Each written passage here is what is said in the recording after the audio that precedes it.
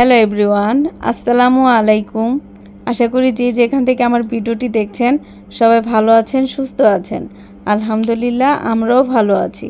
আরও একটি নতুন ভিডিও দেখার জন্য সবাইকে আমন্ত্রণ জানাচ্ছি। আশা করছি আমার আজকের ভিডিওটি আপনাদের কাছে খুব ভালো লাগবে। তৈরি করছি কাঁচা আমের জুস। এখন তো গাছে প্রচুর কাঁচা আম ঝুলে আছে আর বাজারে অনেক কাঁচা আম পাওয়া যায়, সেই কারণে আজকে তৈরি করছি কাঁচা আমের জুস। আর এটা খেতে অনেক দুর্দান্ত লাগে, কারণ এটাতে টক ঝাল মিষ্টি থাকে। আর এই জুসটা তৈরি করতে লেগেছে কাঁচা আম, পুদিনা পাতা, লবণ, চিনি আর কাঁচামরিচ। এই সব উপকরণগুলি নিয়ে সাথে একটু পানি দিয়ে ব্লেন্ডার জারে একসাথে ব্লেন্ডার করে নিলেই হয়ে যাবে মজাদার কাঁচা আমের জুস। প্রচণ্ড গরমের পর আবারও আসছে রহমতের বৃষ্টি। বৃষ্টি আসার আগ মুহূর্ত আকাশটা খুবই মেঘলা থাকে আর চারদিকটা অন্ধকার হয়ে গিয়েছে, মনে হচ্ছে এখনই রাত হয়ে গিয়েছে। শুরু হয়েছে রহমতের বৃষ্টি। আর বৃষ্টি দেখে আমার মেয়েও এসেছে একটু ভিজার জন্য।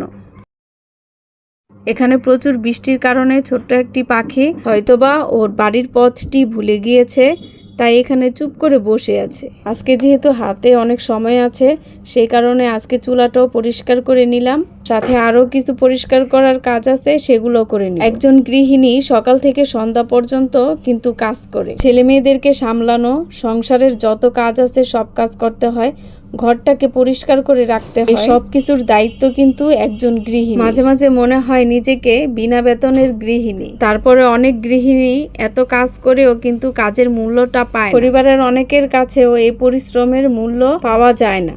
আমরা যারা শুধুমাত্র গৃহিণী আছি, তাদের অনেক চাওয়া পাওয়া, আশা আকাঙ্ক্ষা অনেক কিছুই থেকে যায়। মাঝে মাঝে এই সংসার জীবনটা অনেক পর মনে হয়, আবার মাঝে মাঝে অনেক আপন মনে হয়। আর কিছু কিছু চাওয়া পাওয়া সেগুলোও চাপা পড়ে যায়। তাই আমি মনে করি প্রতিটি গৃহিণীর ছোট হোক বা বড় হোক কিছু করা, যাতে নিজের শখগুলি নিজেই পূরণ করতে পারে, কারো উপর নির্ভরশীল না হতে হয়।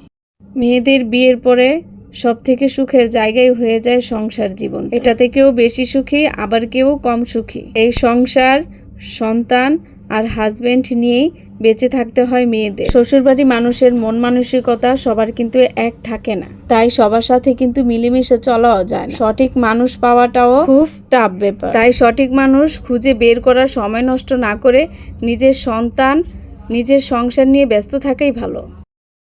একদিকে কাজ শেষ করতে না করতেই এসে দেখি আরেকটা কাজ আমার জন্য হাজির। ওদের এই কাজগুলি আমার মাঝে মাঝে অনেক খারাপ লাগে। আবার চিন্তা করি যে ওরা তো ছোট মানুষ, এখন যদি ওদেরকে বকা দেই তাহলে আমারই কষ্ট হবে। সেই কারণে আর কিছু বললাম না, সব কিছু পরিষ্কার করে গুছিয়ে নিলাম। যেহেতু সকাল থেকে প্রচুর বৃষ্টি আসছে, আর বৃষ্টি মানে কিন্তু স্পেশাল খাবারগুলি খেতে ইচ্ছা করে।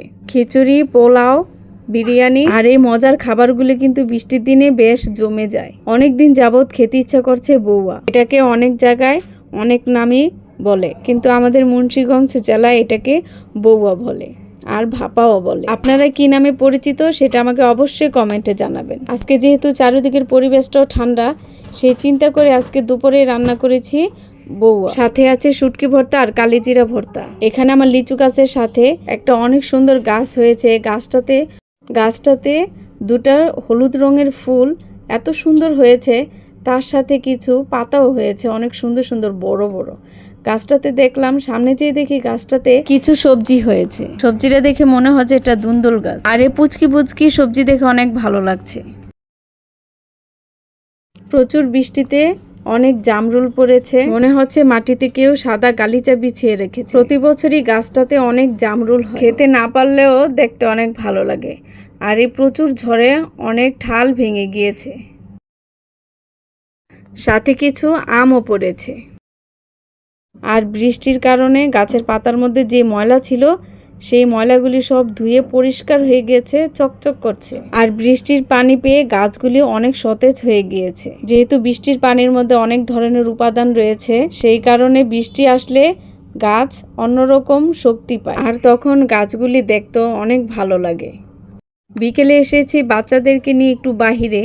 চারিদিকের পরিবেশটা অনেক সুন্দর, কোথাও ধুলাবালি নেই, সেই কারণে এসেছি একটু বাহিরে। আর বাহিরে এসে অনেক ভালো লাগছে। চারিদিকের ময়লা আবর্জনা দুর্গন্ধ, মনে হচ্ছে বৃষ্টির পানিতে সব ধুয়ে চলে গেছে। আর চারিদিকটা অনেক পরিষ্কার পরিচ্ছন্ন লাগছে। আর এই জায়গাটাতে এসেছি, পাশে একটা ছোট পার্ক আছে, বাচ্চারা একটু খেলাধুলা করতে পারবে, সেই কারণে এখানে এসেছি। পাশে একটা পুকুর আছে, আর পুকুরের পানিগুলো এত স্বচ্ছ, পানির নিচে ছোট ছোট মাছ নড়াচড়া করছে, সেগুলোও দেখা যাচ্ছে। এত স্বচ্ছ পানি দেখে মনটা বলছে একটু কাছে গিয়ে দেখতে, সেই কারণে একটু নিচে নামলাম দেখার জন্য। ছোট ছোট মাছের সাথে দেখি পাশেও অনেক ঝিনুক, দেখে অনেক ভালো লাগলো। ঘোরা শেষ, এসেছি বাসায় এসে আবার রাত্রের জন্য খাবার তৈরি করছি। যেহেতু দুপুরে আজকে বউয়া রান্না করা হচ্ছে, সেই কারণে রাত্রের জন্য একটু মুরগির মাংস রান্না করছি, সাথে বাইরে থেকে কিছু পরোটা এনেছি, সেগুলি দিয়ে খাবো। মুরগির মাংসটাকে তেলের মধ্যে পেঁয়াজ আর মুরগির মাংস দিয়ে প্রথমে আমি ভেজে নিয়েছি। ভালো করে মুরগির মাংসটাকে না ভাজলে আমার মনে হয় বাজে একটা গ্রান মুরগির মাংসের মধ্যে থেকেই যায়। তারপরে সব মশলা দিয়ে রান্না করে নিয়েছি। আর মুরগিটা যেহেতু তাড়াতাড়ি সিদ্ধ হয়ে যায়, সেই কারণে রান্না করতে বেশি ঝামেলাও হয়। আজকে এই পর্যন্তই। আল্লাহ হাফেজ, আসসালামু আলাইকুম।